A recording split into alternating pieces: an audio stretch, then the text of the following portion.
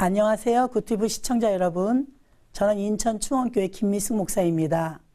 오늘은 마태복음 26장 69절로 75절까지의 베드로의 부인한 사건을 살펴보겠습니다. 예수님께서 우리를 위하여 피를 흘리시고 죽으셨다는 것은 기독교의 중요한 중심점입니다. 누구나 이것을 고백해야만 구원을 받을 수 있습니다. 하나님의 약속이 무엇인가? 출애굽기에 보면 마지막 재앙으로 장자의 재앙이 있게 합니다. 문에 발라나온 어린 양의 피 때문에 그 안에 들어있는 이스라엘 백성들은 살았는데 어린 양의 피가 생명을 살리는 하나님의 약속이었던 것입니다. 이스라엘 백성은 장자의 죽음에서 살아남기 위해서 그 어떤 일도 열정도 보이지 않았습니다. 단지 어린 양을 죽여서 그 피를 문에 바른 것으로 그들의 생명이 산 것입니다. 여러분, 믿음은 상상이 아닙니다. 이걸 잘 알면서 자꾸 자기 열심, 자기 열정을 가지고 신앙생활을 하려고 하지 않습니까? 여러분, 진정한 믿음은 하나님의 뜻에 따르고 사는 것입니다. 마태복음 12장 50절에 예수님은 누구든지 하늘에 계신 내 아버지의 뜻대로 하는 자가 내 형제요, 자매요, 모친이라고 말씀하셨습니다. 세상을 살아가는 인간의 열심은 모두가 자기를 부각시키는 것입니다. 신앙은 1, 2등을 가리는 것이 아닙니다. 하나님은 신앙에 서열을 매기신 적이 없습니다. 믿음의 증거는 자기의 감정과 이익을 따라 사는 것이 아니라 하나님의 뜻에 따라 사는 것입니다. 그것 때문에 자신에게 손해가 있게 돼도 우리는 순종하는 것입니다. 베드로는 본문 58절에 다른 제자와 같이 도망가지도 않고 멀찍이 예수를 쫓아서 대제사장의 집들에까지 쫓아간 베드로에게서 무엇을 우리가 생각할 수 있습니까? 우리는 베드로가 주와 함께 죽을지언정 주를 부인하지 않겠다고 장담했던 열정적인 베드로를 기억합니다. 그런 베드로가 선택의 갈림길에 서게 됩니다.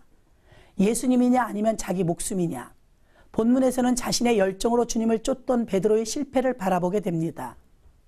그 모습에서 오늘 우리들의 실패를 생각해야 하는 것입니다. 사람은 누구나 실패하면서 인생을 살아가게 되어 있습니다. 만약 한 번도 실패하지 않고 세상을 살았다면 그 사람은 하나님도 필요 없고 누구도 믿지 않고 오직 자기 자신을 과시하면서 교만 속에서 살아가게 될 것입니다. 즉, 인간은 실패 속에서 자신을 바라볼 수 있는 것입니다. 본문에는 베드로의 실패가 나와 있습니다.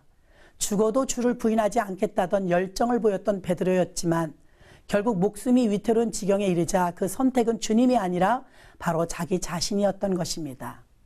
3번이나 예수님을 모른다고 부인하고 마지막에는 주님을 저주하면서 맹세하기까지 했습니다.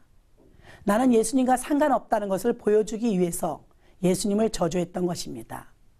베드로는 지금 이 위기만 벗어나면 된다고 생각했을 것입니다. 지금도 세상이냐 죽음이냐, 베드로는 이 갈림길에서 세상으로부터 갈라지는 것을 두려워하고 있습니다. 무엇이 하나님의 뜻인가를 생각하기보다는 먼저 내가 살 길을 찾아가고 있는 것입니다. 때문에 순간순간 주님을 부인하는 삶을 살게 되는 것입니다.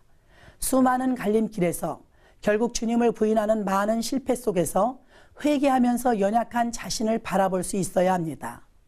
그럴 때 주님의 피를 의지하게 되는 것입니다. 75절에 보면 베드로는 닭 울기 전에 내가 3번 나를 부인하리라, 이 말씀이 생각나서 밖에 나가 심히 통곡하였다고 합니다.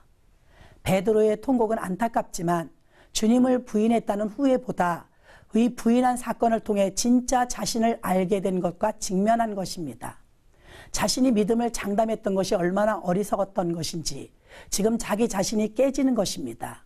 그것을 발견하기에 그는 통곡할 수 있었던 것입니다. 여러분, 이것이 진짜 믿음의 출발입니다. 나는 연약하고 실패할 수밖에 없는 인간입니다. 자신의 실패를 모르는 믿음은 결국 베드로와 같이 자신의 열정을 믿음으로 착각하고 살아가게 만듭니다. 믿음은 자기의 실패 속에서 주님을 바라보는 것입니다. 베드로는 자신이 얼마나 형편없는 인간임을 깨달은 것입니다. 그럴 때 주님을 바라볼 수 있고 그의 피를 의지할 수 있는 것입니다. 주님은 바로 우리들의 실패 속에 계시다는 것을 아십니까? 주님의 피는 실패한 인간에게 꼭 필요한 것입니다. 성공한 인간은 주님의 피의 의미를 잘 알지 못합니다. 예수님이 이미 베드로의 실패를 알고 계셨고 그 실패에 함께 하신다는 것을 전제하고 있습니다. 그 피는 예수님의 사랑의 용서입니다. 이것이 우리의 희망, 주님의 복음 아니겠습니까?